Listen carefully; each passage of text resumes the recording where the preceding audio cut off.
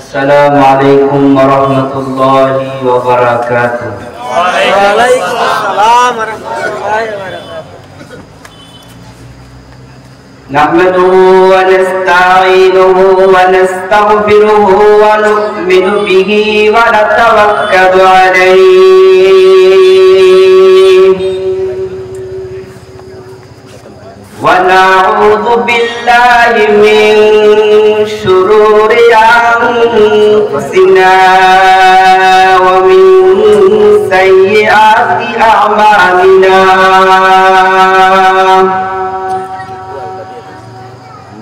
من يهده الله فلا مضل له ومن يضلله فلا هادي له ونشهد أن لا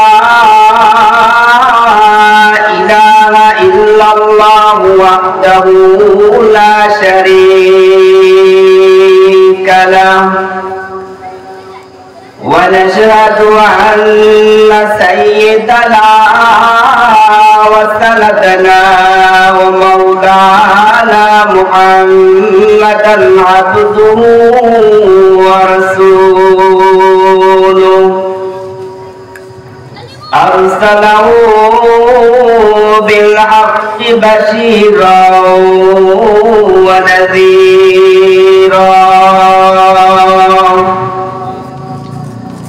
وداعيا إلى الله بإذنه وسراجا منيرا اللهم صل على سيدنا محمد وعلى آل سيدنا محمد كما صليت على إبراهيم وعلى آل إبراهيم إنك حميد مجيد اللهم بارك على سيدنا محمد وعلى آل سيدنا محمد كما باركت على إبراهيم وعلى آل إبراهيم إنك حميد مجيد أما بعد فأعوذ بالله من الشيطان الرجيم بسم الله الرحمن الرحيم يرفع الله الذين آمنوا منكم والذين أوتوا العلم درجات وقال سيدنا رسول الله صلى الله عليه وسلم كن عالما أو متعلما أو محبا أو متبعا ولا تكن خامسا أو كما قال عليه الصلاة والسلام صدق الله العلي العظيم وصدق رسوله النبي الكريم ونحن على ذلك لمن الشاهدين والشاكرين والذاكرين والحمد لله رب العالمين سبحانك لا علم لنا إلا ما علمتنا إنك أنت العليم الحكيم हर लाज़ा मोमिन की नई शान नई यार हर जहाँ मोमिन की नई शान नई यार गुफ्तार में किरदार में अल्लाह की बुरहान गुफ्तार में किरदार में अल्लाह की बुरहान पहवारे गफ्फारे कुद्दूस ये जबरूत पहवारे गफ्फारे कुद्दूस ये जबरूत ये चार अनासर तो बनता है मुसलमान ये चार अनासर तो बनता है मुसलमान ला इलाहा इल्लल्लाह ला इलाहा इल्लल्लाह ला इलाहा इल्लल्लाह ला इलाहा इल्लल्लाह पर्दाए हस्ती अगर सूजी बना रे ला इलाहा पर्दाए हस्ती अगर सूजी बना रे ला इलाहा जमाबे पर्दा बिनी नूर इल्लल्लाह ला इलाहा इल्लल्लाह ला इलाहा इल्लल्लाह ला इलाहा इल्लल्लाह ला इलाहा इल्लल्लाह मन्दे इल्लल्लाहु बाकी जुमलात मन्दे इल्लल्लाहु बाकी जुमलात मरहबा इश्क से पद सुजरात ला इलाहा इल्लल्लाह ला इलाहा इल्लल्लाह ला इलाहा इल्लल्लाह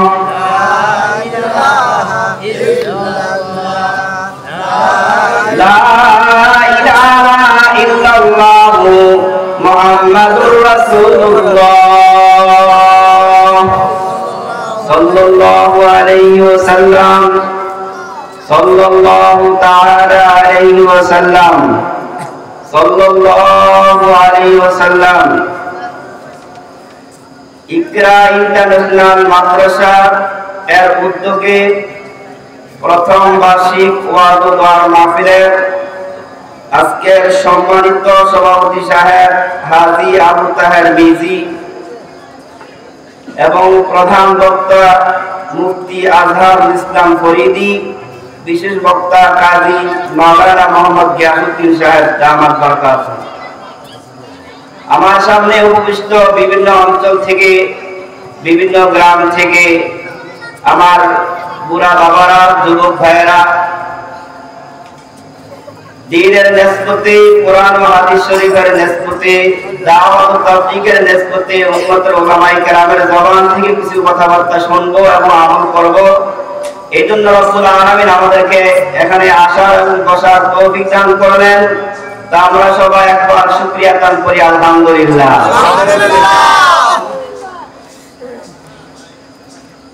মাহফিলে আসতে পেরে আমরা খুশি না বেজার খুশি ইকরা ইন্টারন্যাশনাল মাদ্রাসা ওয়াজটা মাদ্রাসার উদ্যোগে তা আমার আলোচ্য বিষয় কি আমি বলে দিচ্ছি আমি যতটুকু সময় থাকবো আপনারা কি আমার একটু সময় দিবেন জি ইনশাআল্লাহ যেহেতু এটা মাদ্রাসা তো মাদ্রাসা যেহেতু এখানে ছাত্র আছে ছাত্রী আছে এখানে কি চর্চা হয় ভাই বলেন কোরআন হাদিস চর্চা হয় এলেম শিক্ষা দেওয়া হয় এলেম শিক্ষা দরকার আছে নাকি নাই বলেন আছে কি পরিমাণ দরকার ফরজ শিক্ষা করা দিলেন শিক্ষা করে ফরজ প্রয়োজন মোতাবেক যে শরীয়তে আমি চলতে পারবো কোনটা হালাল কোনটা হারাম কোনটা জায়েজ কোনটা নাজায়েজ এতটুকু জানার জন্য আমাকে ইলমে দ্বীন অর্জন করা এটা ফরজ কারণ ইলমে দ্বীন বিদ্যা জ্ঞান এটা যদি আমি আহরণ না করি শিক্ষা গ্রহণ না করি তাহলে আমি আল্লাহকে চিনতে পারবো না ঠিক না বেটি যার মধ্যে না থাকবে সে বেঈমান হয়ে যাবে, সে মূর্খ, সে আল্লাহকে চিনতে পারবে না। তা আল্লাহকে চিনার মাধ্যম একমাত্র হলো ইলম, ইলম অর্জন করা, ইলমে দ্বীন শিক্ষা গ্রহণ করা। আমি আপনাদের সামনে বেশি সময় নেব না। পবিত্র কোরআন শরীফ থেকে ছোট্ট একখানা আয়াত শরীফা তেলাওয়াত করেছি। রাসূল কারীম সাল্লাল্লাহু আলাইহি ওয়াসাল্লামের অসংখ্য অগণিত হাদিসে শরীফা থেকে একখানা হাদিসে শরীফা পাঠ করেছি। আল্লাহ তাআলা যদি আমাকে তৌফিক দান করেন, আয়াত এবং হাদিসকে সামনে রেখে অতি অল্প সময় কিছু কথাবার্তা যেন আল্লাহ আমার জবান দিয়ে বের করেন, যেগুলো আমার জন্য উপকার হবে, আপনার জন্য উপকার হবে। আল্লাহুম্মা আমিন। তো আমাদের বিখ্যাত বুজুর্গ হাকিমুল উম্মাত মুজাদ্দিদুল মিল্লাত মাওলানা আশরাফ আলী থানভী রাহমাতুল্লাহ বলেন, এই যুগের মধ্যে সবচেয়ে উৎকৃষ্ট ভালো কাজ হলো মাদ্রাসা প্রতিষ্ঠা করা। সুবহানাল্লাহ বলতেন না? সুবহানাল্লাহ। আল্লামা থানভী রাহমাতুল্লাহ বলেন, বর্তমান সময়ে বর্তমান যুগে মাদ্রাসা প্রতিষ্ঠা করা সবচেয়ে বড় সওয়াবের কাজ। সুবহানাল্লাহ। কারণ মাদ্রাসা না থাকলে দ্বীনি শিক্ষা, মাদ্রাসার মতো আরো যত প্রতিষ্ঠান আছে, এগুলো না থাকলে মানুষ দ্বীন শিখতে পারবে না, গুমরা হয়ে যাবে। ঠিক আছে জি? মানুষ ভ্রষ্ট হয়ে যাবে, আল্লাহকে চিনতে পারবে না। তো দোস্ত আমার, ইলম শব্দটা আরবি, এটার বাংলা হলো জ্ঞান। বাংলা কি ভাই? জ্ঞান। জ্ঞান। এই ইলম এর গুরুত্ব কতটা, ইলমের ফজিলত কি পরিমাণ, আল্লাহ রাব্বুল আলামিন বলেন, ইয়ারফা'ুল্লাহু আল্লাযীনা আমানু মিনকুম ওয়াল্লাযীনা উতুল ইলমা দারাজাত। দোস্ত আমার, আল্লাহ রাব্বুল আলামিন বলেন, তোমাদের মধ্যে যারা ঈমান এনেছে, তোমাদের মধ্যে যারা ঈমান এনেছে, ইয়ারফা'ুল্লাহু আল্লাযীনা আমানু মিনকুম ওয়াল্লাযীনা উতুল ইলমা দারাজাত। রব্বুল আলামিন বলেন, তোমাদের মধ্যে যারা ঈমান এনেছে, বিশেষ করে যারা ইলম প্রাপ্ত হয়েছে, আল্লাহ তাআলা তাদেরকে অনেক উচ্চ মর্যাদা দান করবে। সুবহানাল্লাহ। দোস্ত আল্লাহর হাবিব বলেন, কুন আলিমা। আল্লাহর হাবিব বলেন, ভাই তুমি আলেম হও। কি হও? আলেম হও। আল্লাহর হাবিব বলেন, কুন আলিমা, তুমি আলেম হও। আও মুতাআল্লিমা, অথবা তুমি ছাত্র হও। আও মুহিব্বা, অথবা তুমি আলেমকে মহব্বতকারী হও। আও মুত্তাবিআ, অথবা তুমি আলেমের অনুসরণকারী হও। ওয়ালা তাকুন খামিসা। আল্লাহর হাবিব বলেন, কুন আলিমা, এক নম্বর তুমি, তোমার যদি তৌফিক হয়, তোমার যদি সামর্থ্য থাকে, তুমি আলেম হও। মাদ্রাসার খাতায় তোমার নাম দেখায়া তুমি আলেম হয়ে যাও, পড়াশোনা করে তুমি আলেম হও। যদি তুমি আলেম না হইতে পারো, কোনো কাজের কারণে, যেই কোনো কারণে তুমি আলেম হইতে পারো নাই, সংসারের কাজের কারণে তুমি আলেম হইতে পারো নাই, সংসারের চাপের কারণে, সংসারের হাল ধরার কারণে তুমি আলেম হইতে পারো নাই, আল্লাহর হাবিব বলেন, আও মুতাআল্লিমা, তাহলে তুমি ছাত্র হও। একে তো আলেম হও, আলেম না হইতে পারলে তুমি ছাত্র হও। ছাত্র যদি না হইতে পারো, আও মুহিব্বা, আল্লাহর হাবিব বলেন, আলেমদেরকে তুমি মহব্বতকারী হও। আর আলেমদেরকে যদি তুমি মহব্বত নাও করতে পারো, আও মুত্তাবিআ, আলেমদের তুমি অনুসরণকারী হও। দোস্ত, আলেম হলে কি লাভ? আল্লাহর হাবিব বলেন, কুন আলিমা, সামর্থ্যের তুমি আলেম হও। দোস্ত আল্লাহর হাবিব বলেন ওয়া ইন্নাল আলিমা ইস্তাগফিরু লাহু মান ফিস সামাওয়াতি ওয়া মান ফিল আরদ। আল্লাহর হাবিব বলেন যে ব্যক্তি আলেম হবে, আলেমের জন্য আসমান জমিন এবং আসমান জমিনের মাঝে যা কিছু হবে তার মাগফিরাতের জন্য, আলেমের মাগফিরাতের জন্য দোয়া করতে থাকে। সুবহানাল্লাহ। ইস্তাগফিরু ইন্নাল আলিমা ইস্তাগফিরু লাহু মান ফিস সামাওয়াতি ওয়া মান ফিল আরদ। আল্লাহর হাবিব বলেন যে ব্যক্তি আলেম হবে, ওই আলেমের জন্য আসমান জমিনের মাঝখানে যা কিছু আছে আলেমের মাগফিরাতের জন্য মালিকের কাছে দোয়া করে। সুবহানাল্লাহ। আল্লাহর হাবিব বলেন শুধু তাই নয়, আসমান জমিন এবং তার মাঝখানে যা কিছু আছে শুধু তাই নয়, তারা তো দোয়া করে সমুদ্রের মাঝে যে মাছ আছে ওই মাছ আলেমের মাগফিরাতের জন্য আল্লাহর দরবারে দোয়া করে।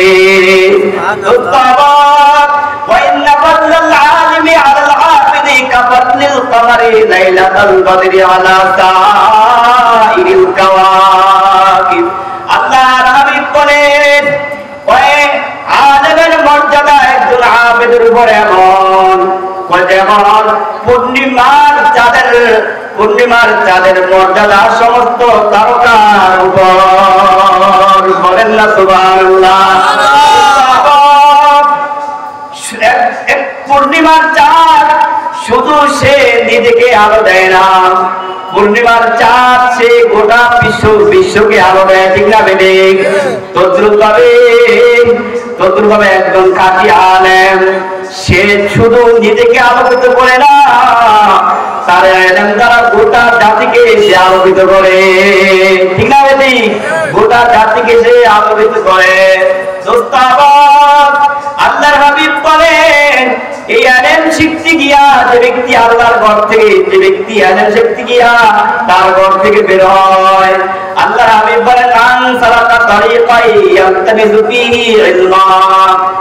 আল্লাহর হাবিব বলেন যে ব্যক্তি আলেমের শিক্ষার উদ্দেশ্যে আল্লাহ তার ঘর থেকে বের হয়, আল্লাহর হাবিব বলেন আল্লাহ তার জন্য জান্নাতের পথ সহজ করে দেন। সুবহানাল্লাহ। من سلك طريقا يلتمس فيه علما سخر الله له طريقا إلى الجنة। আল্লাহর হাবিব বলেন যে ব্যক্তি আলেমের সন্ধান করে জন্য পথ অনুসরণ করে, পথ ধরে, আল্লাহ তাআলা তার জন্য জান্নাতের পথ সহজ করে দেন। দোস্ত আল্লাহর হাবিব বলেন কুন আলিমা, তুমি আলেম হও। দোস্ত আলেম হলে কি লাভ একটু শোনেন ধৈর্য সহকারে। আল্লাহর হাবিব বলেন একজন হাফেজ কোরআন কাল কিয়ামতের ময়দানে তার পরিবার থেকে যাদের জন্য জাহান্নাম অবধারিত হয়েছিল, একজন হাফেজ কোরআন ওই তার পরিবার থেকে ওইরকম 10 জনকে সুপারিশ করে সে জান্নাতে নিয়ে যাবে। এবার আসেন একজন হাফেজ যদি তার পরিবার থেকে যাদের জন্য জাহান্নাম ওয়াজিব হয়েছিল ওইরকম 10 জন লোক সে যাচাই বাছাই করে সুপারিশ করে জান্নাতে নিয়ে যেতে পারবে। এবার আসেন আলেমের মর্যাদা কেমন, একজন আলেম কতজন মানুষকে সুপারিশ করে জান্নাত নিতে পারবে, এটা বোঝার জন্য একটা ঘটনা শুনেন। ঘটনার মাধ্যমে আপনারা বুঝতে পারবেন যে একজন আলেম কত হাজার হাজার মানুষকে সুপারিশ করে জান্নাতে নিয়ে যাবে। আল্লাহর হাবিব সাল্লাল্লাহু আলাইহি ওয়াসাল্লাম উম্মাতুল মুমিনিন হযরত আয়েশা সিদ্দিকা রাদিয়াল্লাহু তাআলা আনহাকে নিয়া খেজুর পাতার ছাউনি, আমাদের এখানে কি আছে সামিয়ানা, আল্লাহর হাবিব উম্মাতুল মুমিনিন হযরত আয়েশা সিদ্দিকা রাদিয়াল্লাহু তাআলা আনহাকে নিয়া খেজুর পাতার ছাউনি গরম মধ্যে শুয়ে রয়েছেন। কি রয়েছেন? শুয়ে রয়েছেন। আর খেজুর পাতার ফাঁকে দিয়া আকাশের দিকে উভয় জনে তাকাচ্ছিলেন।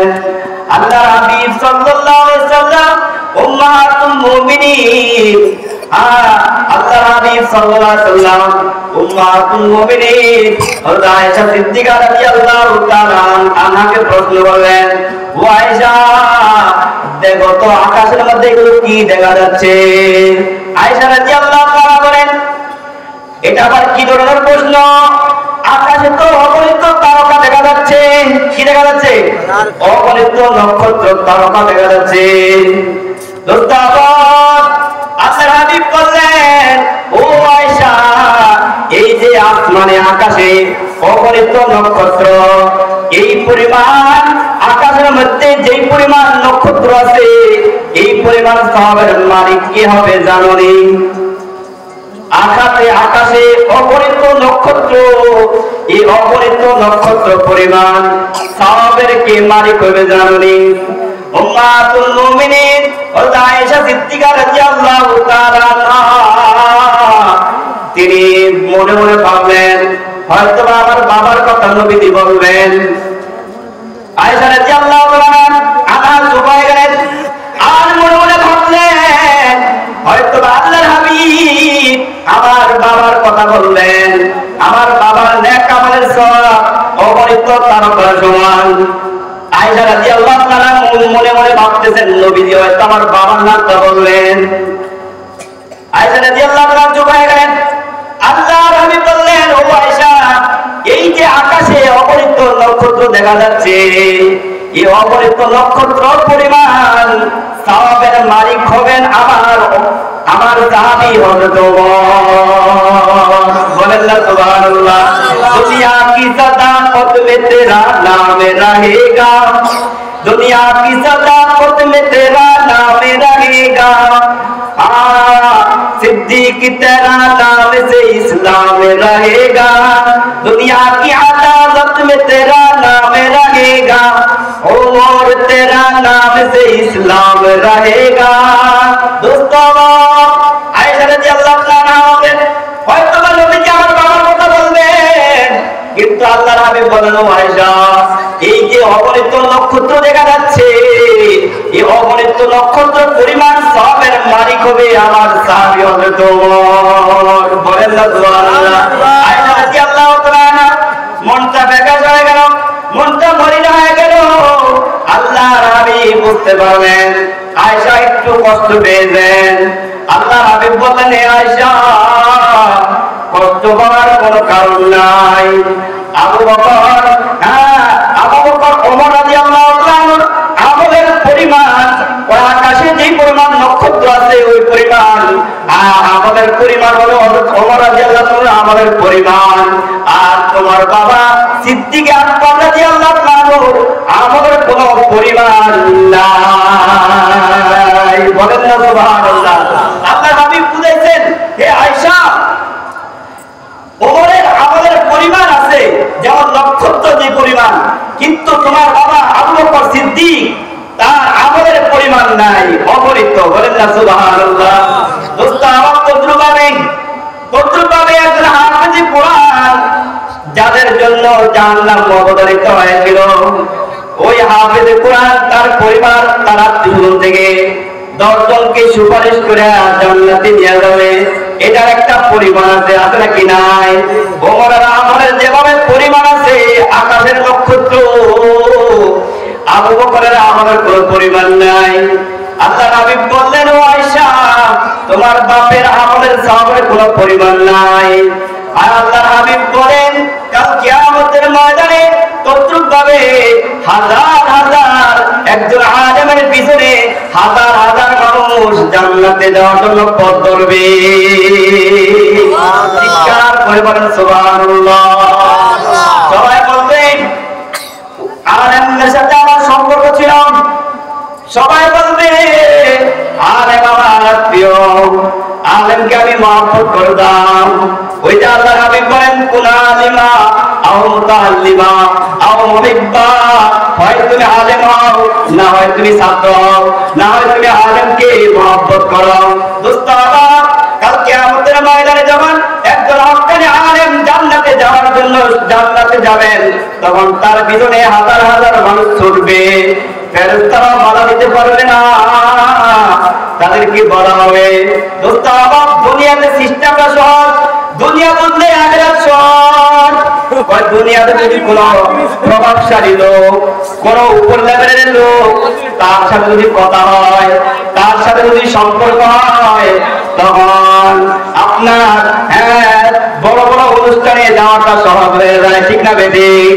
দোস্ত আল্লাহর হাবিব বুঝান, ওই আলেমের সাথে যদি তোমার সম্পর্ক হয়ে যায়, কাল কিয়ামতের ময়দানে ওই আলেমের সাথে তুমি জান্নাত যেতে পারবা। বলেন সুবহানাল্লাহ। দোস্ত আল্লাহর হাবিব বলেন, কুল আলিমা, হয় তুমি আলেম হও, আও মুতাআল্লিমা, না হয় তুমি ছাত্র। আমরা যদিও ছাত্র না হইতে পারি, আমাদের সন্তান, আমাদের নাতি পুতি এদেরকে আমরা ইকরাম মাদ্রাসায় ভর্তি করাবো, ঠিক না বেঠিক? ঠিক না বেঠিক ভাই? আমরা তো আলেম হইতে পারি নাই, আমাদের আলেম হওয়ার সময় গেছে গা। এবার আমি আলেম বানাবো, আমার নাতিকে আমি আলেম বানাবো, আমার ছেলেকে আমি হাফেজে কোরআন বানাবো, হক্কানি আলেম বানাবো। দোস্ত আল্লাহর হাবিব বলেন, আও মুতাআল্লিমা, হয় তুমি ছাত্র। ও দোস্ত সন্তানকে আলেম বানালে কি লাভ শোনেন।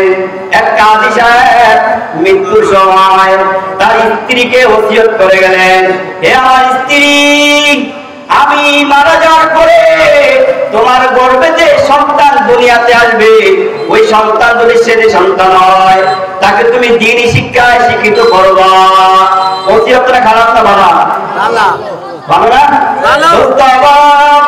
ওই কাজী সাহেব মৃত্যুর সময় তার স্ত্রী, গর্ভবতী স্ত্রীকে ওসিয়ত করে গেলেন, ও আমার স্ত্রী, আমি যখন মারা যাব, তোমার গর্ভে যে সন্তান দুনিয়াতে আগমন করবে, সে যদি ছেলে সন্তান হয়, তাকে তুমি দ্বীনি শিক্ষায় শিক্ষিত করবা। কিছুদিন পরে ছেলে সন্তান দুনিয়াতে আগমন করলাম। আস্তে আস্তে দিন গড়ায়, আস্তে আস্তে দিন যায়, ছেলেটা আস্তে আস্তে বড় হইতে লাগলো। কয়েকদিন পরে কথা বলা শিখে গেছে। দোস্ত এবার ওই কাজী সাহেবের স্ত্রী সন্তানকে সকালবেলা মসজিদের মক্তবের হুজুরের কাছে নিয়ে গেলেন। আমাদের দেশে মক্তব আছে নাকি নাই? সকালবেলা মসজিদ, আমরা বলি মক্তব, মক্তবের হুজুরের কাছে নিয়ে গেলেন। নিয়ে যাওয়ার পরে মক্তবের হুজুরকে বলেন, হুজুর, আমার স্বামী ওসিয়ত করে গেছেন, আমার গর্ভের সন্তান যদি ছেলে সন্তান দুনিয়াতে আগমন করে, তাকে দ্বীনি শিক্ষায় শিক্ষিত করার জন্য ওসিয়ত করে গেছেন। হুজুর, মেহেরবানি করে আমার সন্তানকে আপনি দ্বীনি শিক্ষা দিবেন, দ্বীনি আলেম শিক্ষা দিবেন। দোস্ত এই বলে কাজী সাহেবের স্ত্রী তার সন্তানকে ইমাম সাহেবের কাছে দিয়া বাড়িতে চলে গেলেন। এরপরে ঘটনা কি করছে দেখেন।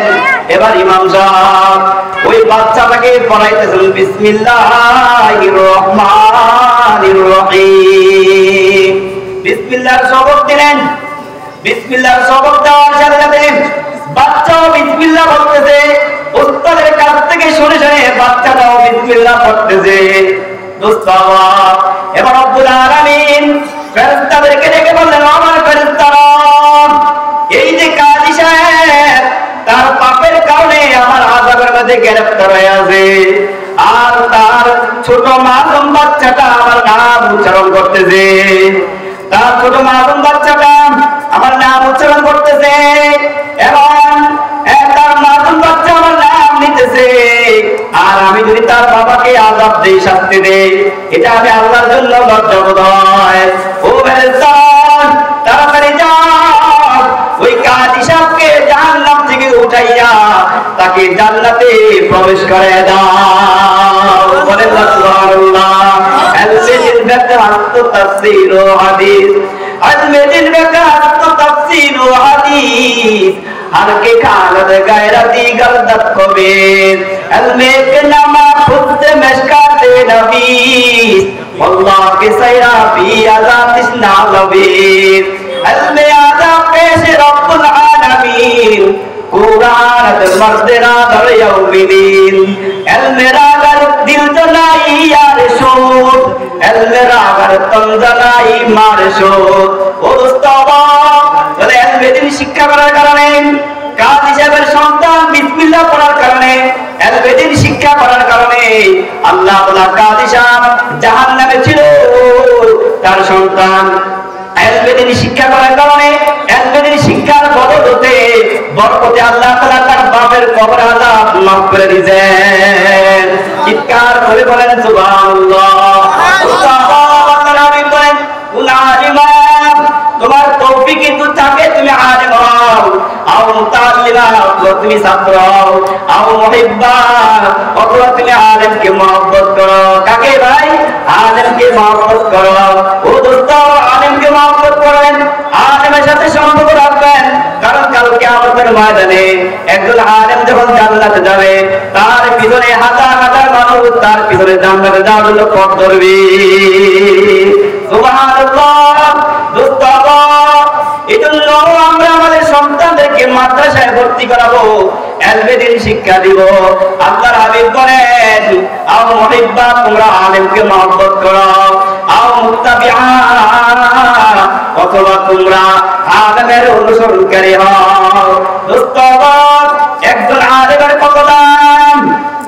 আল্লাহর হাবিব বলেন আমাদের এক বুজুর্গ আল্লাহর হাবিব সাল্লাল্লাহু আলাইহি ওয়াসাল্লামকে স্বপ্নে দেখলেন। বলেন না সুবহানাল্লাহ। আল্লাহর হাবিব সাল্লাল্লাহু আলাইহি ওয়াসাল্লামকে আমাদের এক বুজুর্গ স্বপ্নে দেখলেন। আল্লাহর হাবিব একটা মঞ্চের মধ্যে বসা, নবীজির ডান পাশে উম্মতের উলামায়ে কেরাম বসা, নবীজির বাম পাশে বনী ইসরাইলের কয়েকজন নবী বসা, নবীজির ডান পাশে উম্মতের উলামায়ে কেরাম বসা, তাদের মধ্যে আমাদের একজন বুজুর্গ ইমাম গাজ্জালী রাহমাতুল্লাহ আলাইহি ছিলেন। আর নবীজির বাম পাশে বনী ইসরাইলের কয়েকজন নবী বসা, তাদের মধ্যে বনী ইসরাইলের বিশিষ্ট নবী পয়গম্বর মুসা আলাইহিস সালাম ছিলেন। দোস্ত, এবার পয়গম্বর মুসা আলাইহিস সালাম আল্লাহর হাবিবকে প্রশ্ন করলেন, ও আখিরি পয়গম্বর, আপনি কি বলেছেন যে আপনার উম্মতের উলামায়ে কেরাম বনী ইসরাইলের নবীদের সমতুল্য? এই কথাটা কি আপনি বলেছেন? আল্লাহর হাবিব বলেন হ্যাঁ, আমি এই কথা বলেছি। সুবহানাল্লাহ, আমি এই কথা বলেছি। এই যে ডান দিকে আমার উম্মতের উলামায়ে কেরাম বসা, যদি বিশ্বাস না হয় তুমি তাদেরকে প্রশ্ন করতে পারো। এবার পয়গম্বর মুসা আলাইহিস সালাম ইমাম গাজ্জালী আমাদেরকে প্রশ্ন করলেন, তোমার নাম কি? কি প্রশ্ন করছেন? তোমার নাম কি? ইমাম গাজ্জালী রাহমাতুল্লাহ আলাইহি নিজের নাম বললেন, বাবার নাম বললেন, দাদার নাম বললেন। বলতে বলতে বলতে বলতে হযরত আদম আলাইহিস সালাম পর্যন্ত পৌঁছলেন। সুবহানাল্লাহ বলেন। পয়গম্বর মুসা আলাইহিস সালাম বলার ভঙ্গি দেখে আশ্চর্য হয়ে গেলেন। পয়গম্বর মুসা আলাইহিস সালাম বললেন, ব্যাপার কি? আমি তো শুধু আপনার নাম জিজ্ঞাসা করছি, আপনি এতগুলো নাম কেন বললেন? ইমাম গাজ্জালী রাহমাতুল্লাহ বলেন, ইমাম গাজ্জালী বলেন বিনয়ের সাথে বললেন, আল্লাহ রাব্বুল আলামিন যখন আপনাকে প্রশ্ন করেছিল ওয়া তিলকা বিয়ামিনিকা ইয়া মূসা, হে মূসা তোমার ডান হাতে কি? তখন আপনি বলছেন ক্বালা ইয়া আসাই, আমার ডান হাতে হলো লাঠি। ডান হাতে কি বলেন? ডান হাতে লাঠি। এখানে তো উত্তরটা এখানে শেষ হয়ে যায়, ঠিক না বেটি? আপনি তো লম্বা পুরো জবাব দিয়েছেন। আপনি বলছেন আতাওয়াক্কালু আলাইহা ওয়া আউসু বিহাদা গনামি ওয়া লিয়াতিয়া মারিবু উখরা। আপনি বলছেন আমার ডান হাতের লাঠি, এই লাঠি দিয়ে আমি গাছ থেকে বকরির জন্য পাতা পারি। কি পারি? এই লাঠি দিয়া আমি গাছ থেকে বকরির জন্য পাতা পারি। এবং আমি উঁচা জায়গা থেকে যখন নামি নিচু জায়গায় নামি, উঁচা জায়গা থেকে নিচু জায়গায় নামি, লাঠির উপর ভর দিয়ে আমি নামি। এই লাঠির মধ্যে আমার অনেক ফায়দা রয়েছে। সুবহানাল্লাহ। তো মুসা আলাইহিস সালাম বললেন, যখন আশিকের সাথে মাসুকের সাক্ষাৎ হয়, কার সাথে? আশিকের সাথে মাসুকের সাক্ষাৎ হয়, মুলাকাত হয়, তখন কথা বলতে ভালো লাগে, ঠিক না বেটি? মিয়া নে আশিক ও মাসুক কেরাম দিস, মিয়া নে আশিক ও মাসুক কেরাম দিস, কিরামান কাতিবিনরা হাম খবর দিস। দোস্ত, পয়গম্বর মুসা আলাইহিস সালাম বললেন, লম্বা করে জবাব করে দিস শোনেন। যখন আশিকের সাথে মাসুকের সাক্ষাৎ হয়, তখন কথা বলতে ভালো লাগে, কথা বলতে মজা লাগে। যেমন লাইলি মজনু একজন আরেকজনের ছাড়া পাবে না, কথা কয় না, একজন আরেকজনের না দেখলে পৌঁছে যায়। তদ্রুপভাবে আল্লাহর ওলিরা জিকির না করলে, নামাজ না পড়লে, রোজা না রাখলে, তাহাজ্জুদ না পড়লে, আওয়াবিন না পড়লে, এশরাকের নামাজ না পড়লে, ইবাদত না করলে আল্লাহর ওলিদেরও ভালো লাগে না, ঠিক না বেটি?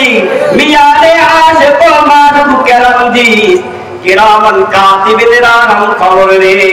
পয়গম্বর মুসা আলাইহিস সালাম বলেন, যখন আশিকের সাথে মাশিকের মুলাকাত হয় তখন তো কথা বলতে ভালো লাগে। আল্লাহ যেহেতু আমাকে প্রশ্ন করছেন, হে মুসা তোমার ডানা দিকে, মুসা বলেন সুযোগ যেহেতু পাইছি দ্বিতীয়বার সুযোগ নাও পাইতে পারি, ঠিক না বেটি? এই জন্য বলছি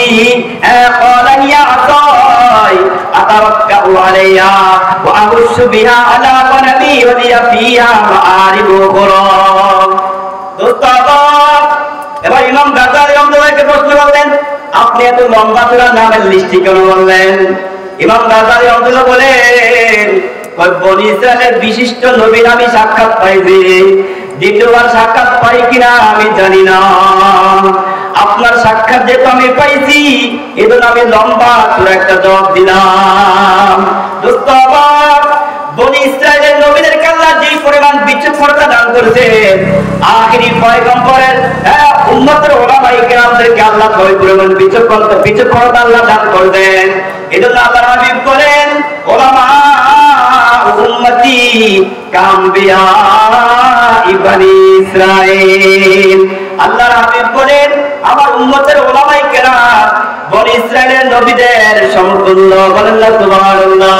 দোস্ত আল্লাহর হাবিব বলেন, কুন আলিমা, তুমি আলিমা বলে যদি আল্লাহর হাবিব বলেন কুন আলিমা, তুমি আলিমা আর মুতাআল্লিমা, আলিম হইতে পারো না অথবা ছাত্র হও, ছাত্র হইতে পারো না মুহিব্বা, আলেমদেরকে মহব্বত করো, আর মুত্তাবিআ, আলেমদেরকে মহব্বত করতে পারো নাই, তাদের কথা মেনে তোমরা চলো, তোমাদের আমল সুন্দর করো, তোমরা জান্নাতি হয়ে যাইবা। সুবহানাল্লাহ। ওয়ালা তাকুন খামিসা। আল্লাহর হাবিব বলেন, আল্লাহর হাবিব বলেন, তোমরা পঞ্চম নাম্বার হইতে যাও না, পঞ্চম নাম্বার হইতে গেলে ধ্বংস হয়ে যাইবা। দোস্ত আল্লাহর হাবিব বলেন, যে ব্যক্তি আসবে যিনি শিক্ষা করবে, আল্লাহ তাআলা তার জন্য জান্নাতের পথ আল্লাহ তাআলা তার জন্য সহজ করে দেন। দোস্ত ইলমে দ্বীনের অনেক মর্যাদা, ইলমের অনেক ফজিলত, ইলমের কারণে আল্লাহ তাআলা হযরত আদম আলাইহিস সালামকে আল্লাহ তাআলা সমস্ত মালায়েকার উপরে আল্লাহ তাআলা আদম আলাইহিস সালামকে সম্মানিত করেছেন। সুবহানাল্লাহ। কিসের কারণে ভাই? ইলমের কারণে। আল্লাহ রাব্বুল আলামিন বলেন, وَإِذْ قُلْنَا لِلْمَلَائِكَةِ إِنِّي جَاعِلٌ فِي الْأَرْضِ خَلِيفَةً وَإِذْ قُلْنَا لِلْمَلَائِكَةِ إِنِّي جَاعِلٌ فِي الْأَرْضِ خَلِيفَةً। আল্লাহ রাব্বুল আলামিন বলেন, যখন আমি ফেরেশতাদেরকে বললাম, ও ফেরেশতারা, আমি জমিনে আমার প্রতিনিধি বানাইতে চাই। কি বানাইতে চাই? প্রতিনিধি বানাইতে চাই, আমার খলিফা বানাইতে চাই। قالوا أتجعل فيها من يفسد فيها ويسفك الدماء। ফেরেশতা বলল, মালিক, আপনি জমিনে এমন প্রতিনিধি বানাইবেন যারা মারামারি করবে, দাঙ্গা মাহাঙ্গামা সৃষ্টি করবে, রক্তপাত ঘটাবে, এমন জাতি আপনি সৃষ্টি করবেন না। আল্লাহ রাব্বুল আলামিন বলেন, ক্বালা ইন্নী আ'লামু মা লা তা'লামুন। রাব্বুল আলামিন বলেন, আমি যা জানি তোমরা তা জানো না। একমাত্র ইলমের কারণে আল্লাহ তাআলা দুনিয়ার বুকে আদম আলাইহিস সালামকে আল্লাহ তাআলা খলিফা বানাইলেন। কিসের কারণে? ইলমের কারণে। ইলমের কারণে আল্লাহ তাআলা সমস্ত নূরের তৈরি ফেরেশতাদেরকে আল্লাহ তাআলা বললেন, মাটির তৈরি আদম আলাইহিস সালামকে বললেন, তোমরা সবাই আদমকে সিজদা করো। কাকে? আদমকে সিজদা করো। কিসের কারণে? ইলমের কারণে। দোস্ত এরকম ভাবে কোরআনের মধ্যে বাদশাহ তালুত আর জালুতের বর্ণনা আছে। দোস্ত বনী ইসরাইল বাদশাহ জালুতের নির্যাতনে জ্বালাতন সহ্য না করতে পেরে তাদের নবী হযরত শামবীর আলাইহিস সালামের কাছে গেলেন, বললেন ও নবী আমার, ও আমাদের নবী, আপনি আল্লাহর কাছে দোয়া করেন আল্লাহ তাআলা যেন আমাদের জন্য একজন ইনসাফগার বাদশা আমাদের জন্য দান করেন।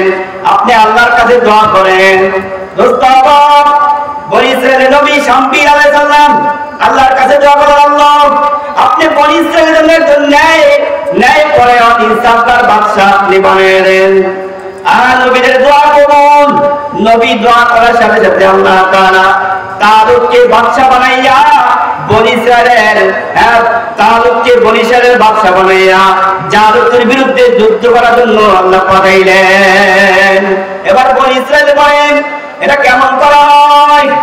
তালুক আমাদের বাদশা, এটা মানানসই না, কারণ বাদশাহের জন্য আমরাই বেশি যোগ্যতা, আমরাই বেশি হকদার, আমরাই বেশি যোগ্যতা লাগে। কারণ তালুতের ওই পরিমাণ অর্থ সম্পদ নাই, ওই পরিমাণ মাল নাই, টাকা পয়সা নাই, সে বাদশা হওয়ার যোগ্যতা রাখে না। বনি ইসরাইল বলেন তালুতের চাইতে আমরাই বেশি বাদশা হওয়ার যোগ্য।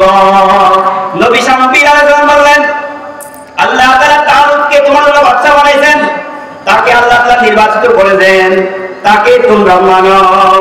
কারণ আল্লাহ তাআলা তালুতকে আল্লাহ তাআলা এলেম ও শাস্ত্রের দিক দিয়ে আল্লাহ তাআলা প্রাচুর্যতা দান করেছেন। দোস্ত এলেমের অনেক মর্যাদা। এবার আসেন এলেম উত্তম না ধন সম্পদ উত্তম? আপনারা কি বলেন? এলেম উত্তম। এলেম উত্তম নাকি ধন সম্পদ উত্তম? ধন সম্পদ উত্তম না, যদিও আমাদের কাছে দুনিয়া উত্তম, আমাদের কাছে টাকা পয়সা উত্তম, আমাদের কাছে বিল্ডিং অট্টালিকা বড়। দুনিয়া ধন সম্পদ উত্তম নয়, বরং এলেম উত্তম। হযরত আলী রাদিয়াল্লাহু আনহু বলেন রাদিনা কিসমাতাল জাব্বারি ফিনা, রাদিনা কিসমাতাল জাব্বারি ফিনা লানা ইলমুন ওয়ালিল আদাই মালুন ফাইনাল মালা ইয়াফনা আন করিবিন ওয়া ইন্নাল ইলমা ইয়াবকা লা ইয়াজালু। দোস্তাবাদ হযরত আলী রাদিয়াল্লাহু আনহু বলেন আমরা মালিকের বন্টনের উপর সন্তুষ্ট, আলহামদুলিল্লাহ। আলী রাদিয়াল্লাহু আনহু বলেন রাদিনা কিসমাতাল জাব্বারি ফিনা, আমরা আমাদের মালিক আল্লাহ তাআলার বন্টনের উপর সন্তুষ্ট। আল্লাহ তাআলা আমাদেরকে ইলম দিবেন, লানা ইলমুন ওয়ালিল আদাই মালুন, আল্লাহ তাআলা আমাদেরকে ইলম দিবেন আর আমাদের শত্রুদেরকে মাল দান করেছেন। ঠিক না বেটি? ফাইনাল মালা ইয়াফনা করিবিন, কারণ মাল একদিন ধ্বংস হয়ে যাবে। ঠিক না বেটি? মাল থাকবে, মাল একদিন ধ্বংস হয়ে যাবে। দোস্তাবাদ ওয়াইনাল ইলমা ইয়াবকা লা ইয়াজালু, এলেম কখনো ধ্বংস হবে না, এলেম সব সময় থাকবে। দোস্তাবাদ যারা মালদারেরা পেরেশান, কোন সময় নাকি তাকে চিন্তায় করে মাল নিয়ে যায়। ঠিক না বেটি? কোন সময় তাকে চোর ডাকাতে ধরে। মাল শুধু মাল হইলে শান্তিতে থাকা যায় না, মাল হইলে ভয় আছে, ভয় যাদের মাল আছে এরা ঘুমাইতে পারে না। কোন সময় শত্রু তাকে আক্রমণ করে, কোন সময় ছিনতাইকারী তার কাছ থেকে ছিনতাই করে মাল নিয়ে যায়। আর এলেম এমন জিনিস যে এলেম চিন্তাই করা যায় না। ঠিক না বেটি? দোস্তাবাদ মালের চাইতে এলেম উত্তম। আপনার মাল আছে, আপনি মারা যাবেন, আপনি মারা যাওয়ার পরে আপনার মালের ওয়ারিস হবে কারা বলেন? আপনার সন্তানরা, আপনার সন্তানরা ওয়ারিস হবে। দোস্তাবাদ তাহলে আপনি মারা গেলে আপনার জনসম্পদের ওয়ারিস হবে আপনার সন্তানরা। কিন্তু এলেম এমন জিনিস যে এলেম অর্জন করলে এটার কেউ মিরাস হয় না। কি হয় না বলেন? কেউ মিরাস হয় না। দোস্তাবাদ ধন সম্পদের চাইতে এলেম উত্তম। এলেম মানুষ সংরক্ষণ করে, মাল মানুষ পাহারা দেয়। ঠিক না বেটি? সম্পদ মানুষ পাহারা দেয়, কিন্তু এলেম পাহারা দেওয়া যাবে না। এলেম মানুষকে পাহারা দেয়, আর সম্পদকে মানুষ পাহারা দেয়। কিন্তু এলেম সম্পদকে মানুষ পাহারা দেওয়া লাগে, কিন্তু এলেমকে পাহারা দেওয়া লাগে না। মাল যে কোনো সময় হাইজা খাওয়ার সম্ভাবনা আছে, কিন্তু এলেম কোন সময় হাইজা খাওয়ার সম্ভাবনা নাই। ঠিক না বেটি? এলেম কোন সময় চিন্তাই হবে না। দোস্তাবাদ এই জন্য আসুন আমরা মাদ্রাসায়, ইকরাম মাদ্রাসায় আমরা ছাত্র দিব। কি দেবো ভাই? ছাত্র দিব। আমি প্রথমে একটা কথা আপনাদের সামনে বলেছিলাম, হযরত থানবী রাদিয়াল্লাহু বলেন এই জগতে বর্তমান সময়ে সবচেয়ে উত্তম আমল হলো মাদ্রাসা প্রতিষ্ঠা করা। আর যেই জায়গায় মাদ্রাসা প্রতিষ্ঠা হবে ওই জায়গায় আল্লাহর রহমত বর্ষিত হয়। আর মাদ্রাসায় কেন্দ্র করে যখন মাদ্রাসার মধ্যে রহমত বর্ষিত হয়, আর এই মাদ্রাসাকে কেন্দ্র করে যখন আল্লাহর পক্ষ থেকে রহমত নাযিল হয়, ওই রহমত গোটা এলাকায় ছড়িয়ে পড়ে। সুবহানাল্লাহ। এজন্য আমরা মাদ্রাসায় আমাদের ছাত্রদেরকে দিব তো ইনশাআল্লাহ, আমাদের সন্তানদেরকে দেব, আমাদের নাতি পুতি যারা আছে এদেরকে আমরা কি দেব ভাই? এই মাদ্রাসায় দিব। মাদ্রাসায় পড়লে ইনশাআল্লাহ আপনার সন্তান যখন হক্কানি রব্বানি মুহাক্কিক আলেম হবে, তখন ওই সন্তান আপনার জন্য মৃত্যুর পরে দোয়া করবে। কি করবে ভাই? মৃত্যুর পরে দোয়া করবে। আল্লাহর হাবিব বলে ইদা মাতাল ইনসান, যখন মানুষ মারা যায়, ইনকাতা আনহু আমালহু, তার সমস্ত আমল দরজা বন্ধ হয়ে যায়। ঠিক না বেদি? আল্লাহর হাবিব বলে ইদা মাতাল ইনসান, যখন মানুষ মারা যায়, ইনকাতা আনহু আমালহু, তার সমস্ত আমলের দরজা বন্ধ হয়ে যায়। ইল্লা বিন সালামাতিন, ইল্লা বিন সাদাকাতিন জারিয়া, তবে তিনটা আমল জারি থাকে। কয়টা বলেন আমার সাথে? তিনটা আমল জারি থাকে। এক নম্বর হলো সদকায়ে জারিয়া। এক নম্বর কি বলেন না? এক নম্বর হলো সদকায়ে জারিয়া। দোস্তাবাব, সদকায়ে জারিয়া কাকে বলে? যেই সদকার, যে দান খারাপের সওয়াব কিয়ামত পর্যন্ত আপনার কবরে বসতে থাকবে, তাকে বলে সদকায়ে জারিয়া। যেমন মাদ্রাসা প্রতিষ্ঠা করা, মসজিদ বানানো, কালবার ব্রিজ বানানো, হ্যাঁ মুসাফির খানা বানানো, সদকায়ে জারিয়া। দোস্তাবাব, সাদাকাতিন জারিয়াতিন আও ইলমিন ইউনতাফাউ বিহি। আল্লাহর হাবিব বলেন দুই নম্বর সদকায়ে জারিয়া, সেটা হলো ইলম রেখে দেওয়া। কি রেখে দেওয়া বলেন না? ইলমে দ্বীন রেখে দেওয়া, কিতাবাদি লেখা, যে কিতাবাদি পড়ে মানুষ হেদায়েত পাবে, আমল করবে, কিতাবাদি লেখা। দোস্তাবাব, আল্লাহর হাবিব বলেন আও ইলমিন ইউনতাফাউ বিহি আও ওয়ালাদিন সালিহিন ইয়াদউ লাহু। আল্লাহর হাবিব 3 নম্বর বলেন, 3 নম্বর সদকায়ে জারিয়া হলো নেককার সন্তান রেখে দেওয়া। কি সন্তান বলেন না? নেককার সন্তান রেখে দেওয়া। যে সন্তান তুমি ইন্তেকাল করবা, তুমি মৃত্যুবরণ করবা, তুমি মৃত্যুবরণ করার পরে ওই সন্তান তোমার কবরের পাশে দাঁড়াবে। কবরের পাশে দাঁড়াইয়া বলবে রব্বির হামহুমা কামা রব্বায়ানি সগীরা। আজকে আফসোস আর পরিতাপের সাথে বলতে হয়, আমরা কোটি টাকা আমাদের সন্তানের জন্য রেখে যাই। ঠিক না বেদে? হ্যাঁ, আমরা কোটি টাকা ব্যাংক ব্যালেন্সে জমা রেখে যাই, হ্যাঁ বিল্ডিং অট্টালিকা রেখে যাই, জায়গা সম্পত্তি রেখে যাই, কিন্তু নেককার সন্তান আমরা রেখে যাই না। যার কারণে বছরকে বছর পার হয়ে যায়, সপ্তাহ সন্তান এমন সন্তান রেখে গেলাম যে সন্তান সপ্তাহ পর সপ্তাহ পার হয়ে যায়, বাবা মার কবরের পাশে দাঁড়ায় না। আছে নাকি নাই? হ্যাঁ, মাসের পর মাস পার হয়ে যায়, ওই সন্তান বাবা মার কবরের পাশে দাঁড়ায় না। হ্যাঁ, বছরকে বছর চলে যায়, যুগের পর যুগ চলে যায়, সন্তান বাপ মার কবরের পাশে দাঁড়ায় না। এজন্য আল্লাহর হাবিব বলেন তুমি 3টা আমল করে যাও।